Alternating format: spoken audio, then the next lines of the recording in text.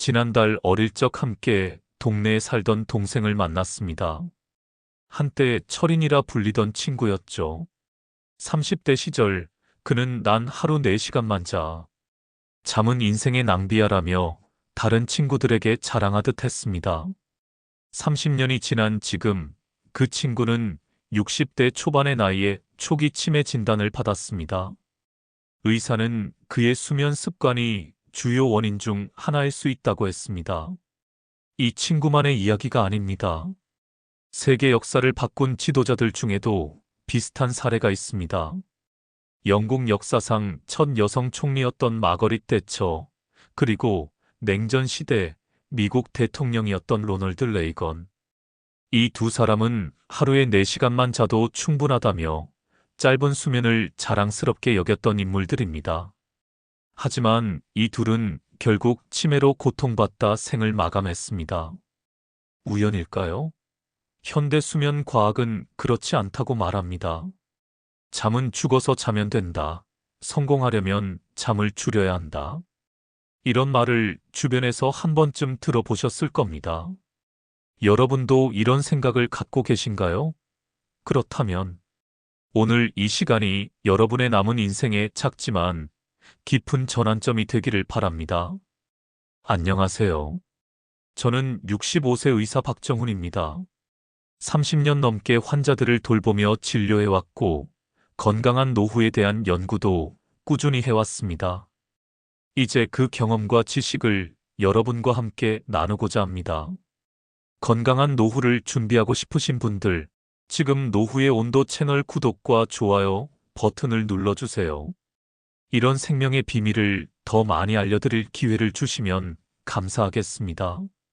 여러분, 우리 몸은 참 신비롭습니다.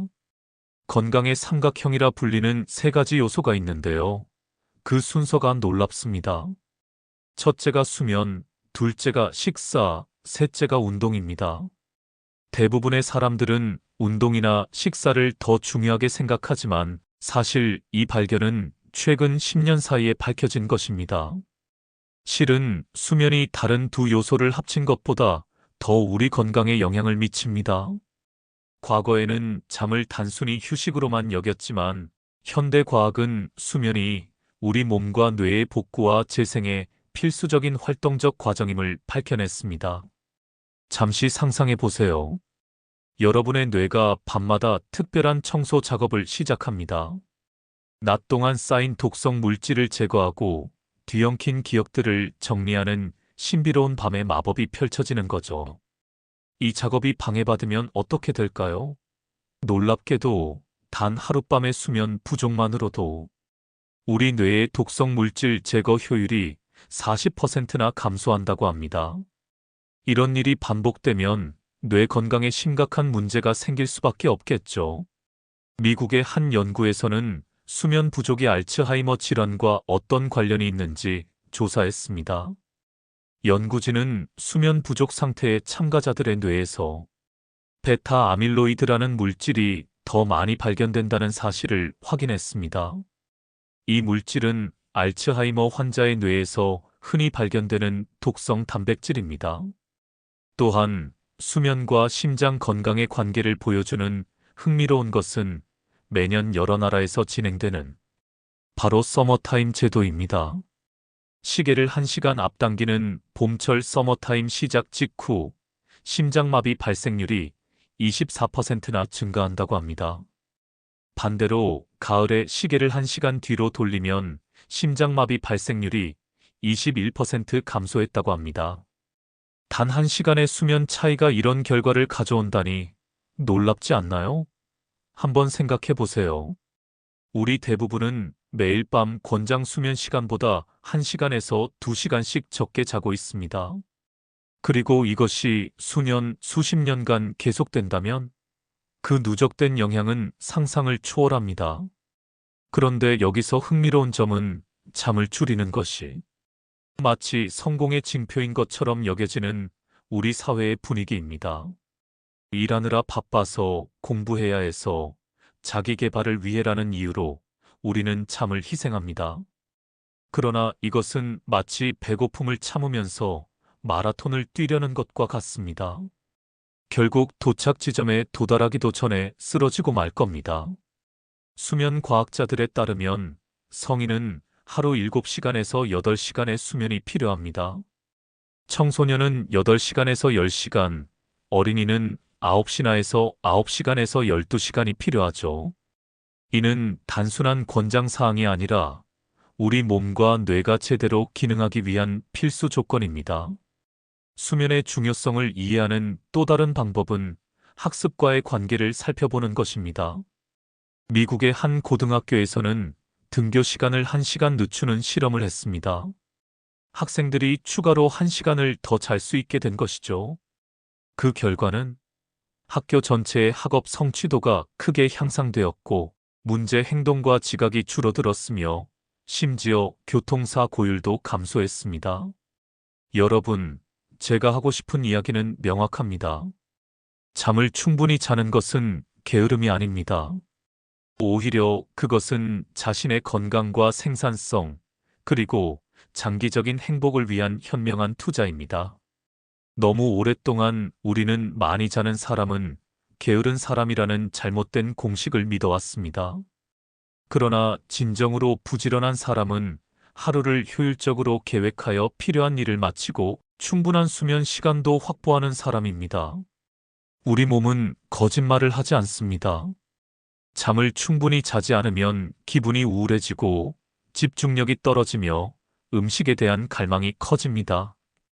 특히 당분과 탄수화물에 대한 욕구가 강해져 체중 증가로 이어질 수 있습니다. 또한 면역 체계가 약해져 감기나 독감에도 더 쉽게 걸리게 됩니다. 이제 수면의 세계로 좀 더 깊이 들어가 보겠습니다. 왜 잠을 자는 것이 그토록 중요한지, 잠을 자는 동안 우리 몸과 뇌에서는 어떤 신비로운 일들이 일어나는지 함께 살펴보겠습니다. 여러분, 잠을 자는 것은 단순히 쉬는 것이 아닙니다. 그것은 적극적인 회복과 재생의 과정입니다. 마치 공장에서 밤새 기계를 점검하고 수리하는 것처럼 우리 몸도 잠을 자는 동안 중요한 유지보수 작업을 수행합니다. 특히 놀라운 것은 수면 중 우리 뇌에서 일어나는 일들입니다. 최근 과학자들은 글림프 시스템이라는 것을 발견했는데 이는 잠을 자는 동안 활성화되는 뇌의 청소 시스템입니다. 상상해 보세요. 여러분이 퇴근한 후 사무실에 청소부가 들어와 하루 동안 쌓인 쓰레기를 치우고 모든 것을 정리정돈하는 모습을요.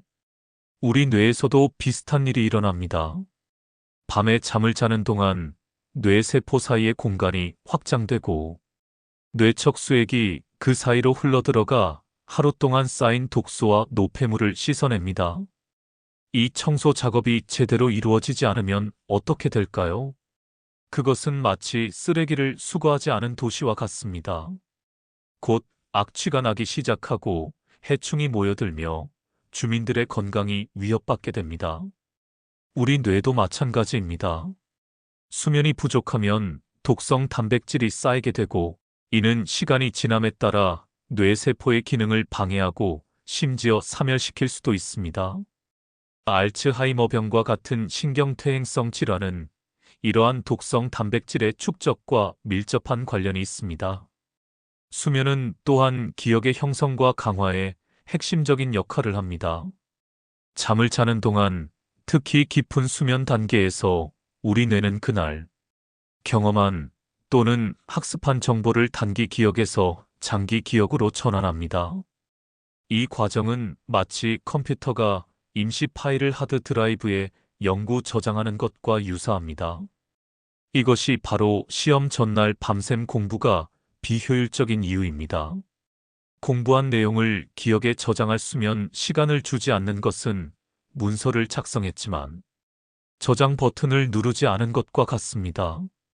컴퓨터를 종료하면 모든 정보가 사라지듯 수면 없이는 학습한 내용이 제대로 기억에 저장되지 않습니다.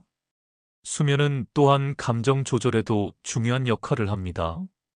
불충분한 수면은 감정을 담당하는 뇌 영역인 편도체의 과잉 활성화를 초래하고 이는 부정적 감정에 더 쉽게 반응하게 만듭니다.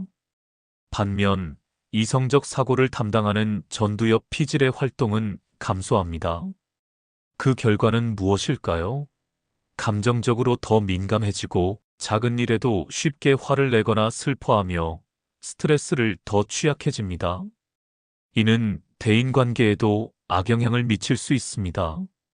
잠을 충분히 자지 않은 상태에서는 배우자의 말투, 동료의 사소한 실수, 아이들의 장난 등에 평소보다 더 예민하게 반응하게 됩니다.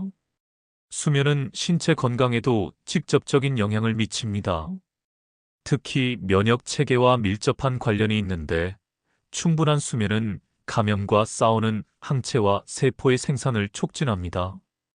연구에 따르면 6시간 미만으로 잠을 자는 사람은 7-8시간 자는 사람에 비해 감기에 걸릴 확률이 4배나 높다고 합니다. 또한 수면은 체중 관리에도 중요한 역할을 합니다. 잠을 충분히 자지 않으면 식욕을 조절하는 호르몬인 렙틴과 그렐린의 균형이 깨져 더 많이 먹고 싶은 욕구가 생깁니다. 실제로 수면 부족은 비만의 주요 위험 요소 중 하나로 인식되고 있습니다. 그러면 어떻게 하면 좋은 수면을 취할 수 있을까요? 몇 가지 실용적인 팁을 드리겠습니다. 첫째, 규칙적인 수면 마이너스 각성 리듬을 유지하세요. 매일 같은 시간에 자고 일어나는 것이 가장 좋습니다. 우리 몸의 생체 시계는 규칙성을 좋아합니다. 주말에도 평일과 비슷한 시간에 일어나는 것이 좋습니다. 둘째, 편안한 수면 환경을 조성하세요. 침실은 어둡고 조용하고 약간 서늘해야 합니다. 침구는 편안해야 하고 침실은 오직 수면과 친밀한 활동만을 위한 공간으로 남겨두세요. 셋째, 취침 전 루틴을 만드세요. 잠자리에 들기 1시간 전부터는 스마트폰이나 컴퓨터 사용을 피하고 대신 책을 읽거나 따뜻한 목욕을 즐기거나 명상 같은 조용한 활동을 하세요. 넷째, 빛 노출을 조절하세요. 아침에 밝은 빛을 쬐면 체내 시계가 재설정되어 밤에 더 잘 잘 수 있습니다. 반대로 저녁에는 밝은 빛, 특히 블루라이트를 피하세요. 다섯째, 음식과 음료에 주의하세요. 카페인, 알코올, 니코틴은 수면의 질을 떨어뜨릴 수 있습니다. 특히 카페인은 반감기가 길어서 오후 2시 이후에는 섭취를 피하는 것이 좋습니다. 여섯째, 낮에 규칙적으로 운동하세요. 운동은 수면의 질을 향상시킵니다.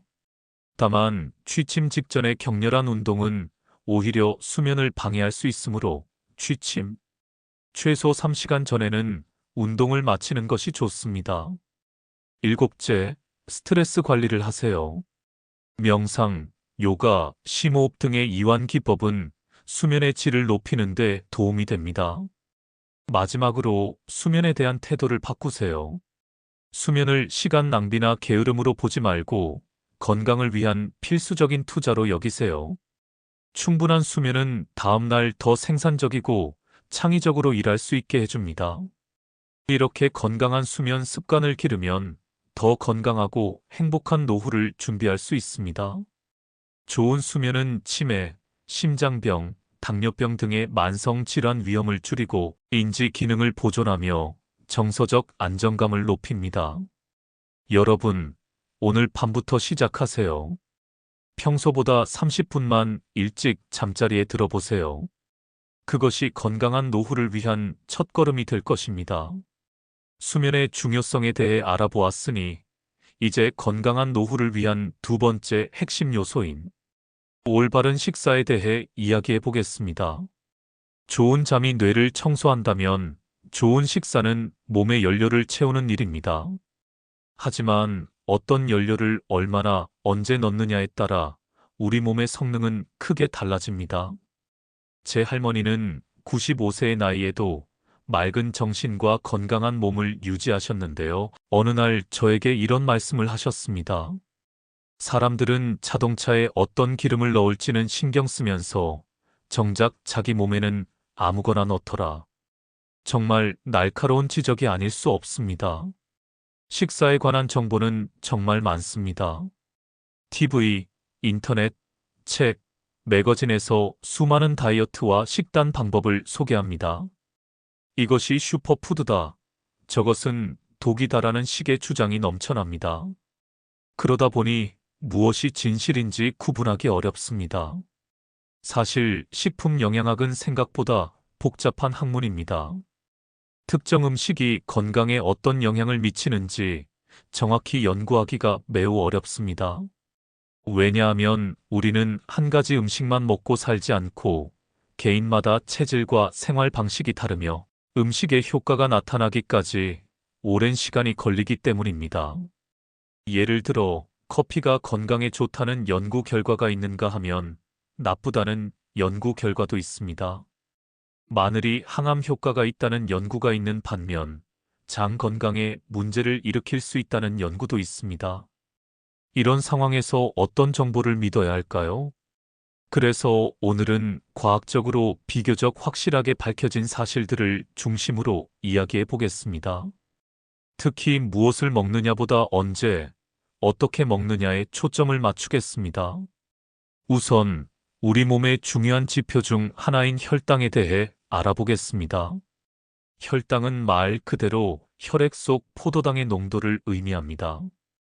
이 혈당이 급격히 오르내리면 여러 건강 문제가 생길 수 있습니다. 식사 후 혈당이 급격히 상승했다가 급격히 떨어지는 패턴이 반복되면 인슐린 저항성이 생기고, 이는 제2형 당뇨병, 비만, 심혈관 질환 등의 위험을 높입니다. 따라서 혈당 관리는 건강한 노후를 위한 중요한 과제입니다. 혈당 피크를 줄이는 간단한 방법 중 하나는 식사 순서를 바꾸는 것입니다. 여러분, 식사를 시작할 때 보통 어떤 순서로 드시나요? 많은 분들이 밥이나 면과 같은 탄수화물을 먼저 드시죠? 하지만 혈당 관리를 위해서는 순서를 바꿔보세요. 채소나 단백질이 풍부한 반찬을 먼저 드시고 그 다음에 탄수화물을 드세요. 이렇게 하면 혈당이 천천히 올라가서 급격한 피크를 방지할 수 있습니다. 특히 식이섬유가 풍부한 채소를 먼저 먹으면 탄수화물의 소화 속도가 늦춰져 혈당 상승을 완만하게 만듭니다. 또한 흰 쌀밥보다는 현미나 잡곡밥이 혈당 상승을 더 완만하게 만듭니다. 백미는 정제 과정에서 식이섬유와 영양소가 많이 제거되어 혈당을 빠르게 올리는 반면 현미는 쌀겨층을 그대로 유지하고 있어 소화 속도가 느리고 혈당 상승도 완만합니다. 그런데 무엇을 먹느냐보다 더 중요한 것이 있습니다. 바로 언제 먹느냐입니다. 우리 몸에는 일주기 리듬이라는 생체 시계가 있어 시간대에 따라 음식 소화와 대사가 달라집니다. 최근 연구에 따르면 이상적으로는 취침 6시간 전, 최소한 4시간 전에는 식사를 마쳐야 합니다. 예를 들어 밤 10시에 잔다면 오후 6시에 저녁을 먹기 시작해서 7시까지는 식사를 마치는 것이 좋습니다. 왜 그럴까요? 우리 몸은 잠을 자는 동안 소화보다는 회복과 재생에 집중해야 하기 때문입니다. 취침 직전에 음식을 먹으면 소화를 위해 에너지가 많이 소모되고 이로 인해 깊은 수면에 들어가기 어렵습니다. 또한 밤에는 인슐린 감수성이 떨어져 같은 음식을 먹어도 낮보다 혈당이 더 높이 올라갑니다. 야식은 특히 주의해야 합니다. 밤 10시 이후에 먹는 야식은 체중 증가와 대사 장애의 주요 원인이 됩니다. 배고픔을 참기 어렵다면 단백질이나 건강한 지방 위주의 가벼운 간식을 선택하세요. 요구르트, 견과류, 삶은 달걀 같은 것이 좋은 선택입니다. 알코올도 수면의 질을 떨어뜨리므로 주의해야 합니다. 흔히 잠이 잘 온다고 생각하지만 알코올은 수면의 구조를 방해하여 깊은 수면 시간을 줄입니다. 음주는 최소한 취침 3시간에서 4시간 전에 끝내는 것이 좋습니다. 아침에 일어났을 때도 바로 식사하는 것보다 1시간에서 2시간 정도 공복 상태를 유지하는 것이 건강에 좋습니다. 아침에 바로 당분이 높은 주스나 밥을 먹으면 혈당이 급격히 상승하게 됩니다.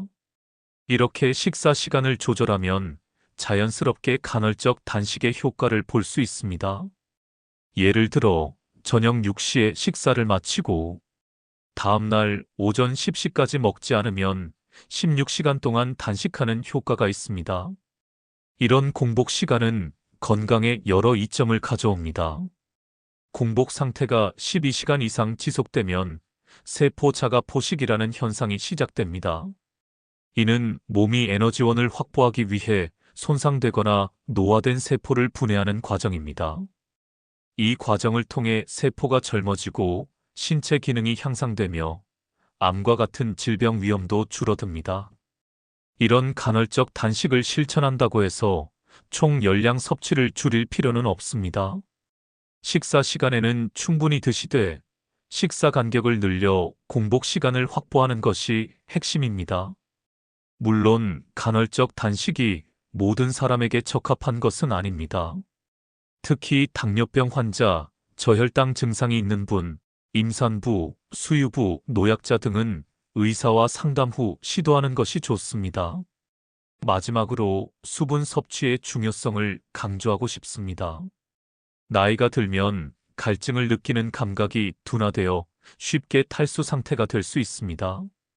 하루에 6잔에서 8잔의 물을 마시는 습관을 들이세요. 물은 신진대사를 원활하게 하고 노폐물 배출을 돕고 피부 건강도 지켜줍니다. 이제 올바른 식사에 대한 이야기를 정리해 보겠습니다. 혈당 피크를 줄이기 위해 식사 순서에 주의하고 식사 시간을 일주기 리듬에 맞추며 간헐적 단식을 통해 세포 자가 포식 효과를 누리는 것이 중요합니다. 그리고 충분한 수분을 섭취하세요. 건강한 노후를 위한 식사는 무엇을 먹느냐보다 언제, 어떻게 먹느냐가 더 중요할 수 있습니다. 이제 건강한 노후를 위한 세 번째 이야기입니다. 바로 운동입니다. 잠을 충분히 자고 식사를 잘 챙겨 드시는 것도 물론 중요합니다. 하지만 그 모든 걸 뒷받침해 주는 건 바로 몸을 꾸준히 움직이는 것입니다. 이 나이에 무슨 운동이야 하실 수도 있지요. 그런데요, 나이가 들수록 더더욱 운동이 필요합니다. 무거운 기구를 드는 운동이 아니라 내 몸에 맞춰 천천히 하지만 꾸준히 움직이는 습관 말입니다. 왜 그럴까요? 그 이유는 우리 몸속 아주 작은 에너지 공장 때문입니다. 이 에너지 공장의 이름은 미토콘드리아입니다. 미토콘드리아는 세포 하나하나 안에 들어있는 아주 작은 기관인데 우리가 먹은 음식과 마신 산소를 가지고 에너지를 만드는 역할을 합니다. 그런데 이 미토콘드리아는 나이가 들수록 그 수와 기능이 점점 줄어듭니다. 그렇게 되면 에너지를 잘 못 만들게 되고 몸이 쉽게 지치고 면역력도 약해지며 노화가 빨라집니다. 그런데 놀라운 사실은 운동을 하면 이 미토콘드리아가 다시 늘어나고 더 건강해질 수 있다는 겁니다. 특히 효과가 좋은 운동은 중강도 지속 운동입니다. 어려운 말 같지만 숨이 약간 차지만 옆 사람과 이야기는 할 수 있을 정도의 운동 강도를 말합니다. 이를 과학적으로는 젖산 역치 운동이라고도 합니다. 이 운동은 미토콘드리아를 자극해서 수와 기능을 회복시켜 줍니다. 즉, 운동을 하면 우리 몸속 에너지 공장인 미토콘드리아가 활발해져서 기운이 나고 노화도 늦춰진다는 말입니다. 하루에 30에서 40분, 일주일에 34번 정도 이 강도로 걷기나 자전거 타기를 하면 세포 하나하나가 살아납니다. 실제로 미국 메이오 클리닉에서 65세 이상을 대상으로 한 연구에서도 이런 운동을 꾸준히 한 노인들은 미토콘드리아가 젊은 층과 비슷한 수준으로 회복되는 결과가 나타났습니다. 심박수로 강도를 맞추고 싶다면 간단한 계산법이 있습니다. 220에서 자신의 나이를 뺀 수가 이론상 최대 심박수입니다. 예를 들어 70세라면 220에서 70을 빼면 150이죠. 이 최대치의 약 65에서 70%, 즉 98에서 105 사이가 적당한 심박수입니다. 요즘은 스마트워치나 건강밴드로 쉽게 확인할 수 있고 2에서 3만 원대 제품도 정확도가 괜찮습니다. 이런 심박수로 걷거나 자전거를 타면 숨은 조금 차지만 옆 사람과 이야기할 수 있을 정도의 강도입니다. 딱 운동 효과가 좋은 수준이지요. 중요한 건 이 운동을 너무 짧게 하지 말고 30분 이상 유지해야 미토콘드리아가 반응한다는 점입니다. 걷기가 어렵다면 실내 자전거나 수영도 좋습니다. 계단 오르내리기나 가벼운 체조도 활용 가능합니다. 운동은 내 몸에 맞춰 조절하며 꾸준함이 가장 중요합니다. 그리고 여기서 끝이 아닙니다. 노년기엔 근육 유지도 필수입니다. 근육이 줄어드는 걸 근감소증이라고 하는데요. 60세 이후엔 1년에 3%씩 근육이 줄어든다는 보고도 있습니다. 근육이 줄면 기력이 떨어지고 넘어질 위험도 커집니다. 이 때문에 근력 운동이 꼭 필요합니다. 웨이트 트레이닝처럼 무거운 걸 들 필요는 없습니다. 의자에서 일어섰다 앉기, 벽에 손대고 팔굽혀펴기, 계단 오르기, 가벼운 스쿼트, 이 정도면 충분합니다. 중요한 건 온몸의 큰 근육 허벅지, 엉덩이, 등, 팔을 고르게 사용하는 겁니다. 일주일에 2~3번만 해도 효과가 있습니다. 근육은 쓰면 유지되고 안 쓰면 사라집니다. 또 한 가지, 균형 감각도 무시할 수 없습니다. 65세 이상 낙상 사고는 골절, 입원, 심하면 사망까지 이어질 수 있기 때문입니다. 눈 감고 한 발로 서기, 뒤꿈치와 발끝을 붙이고 걷기, 이런 간단한 연습만으로도 균형 능력이 회복됩니다. 특히 요가나 태극권은 몸의 균형과 유연성을 함께 기르는데 매우 효과적이라는 연구 결과도 있습니다. 운동은 몸뿐만이 아닙니다. 머리도 함께 좋아집니다.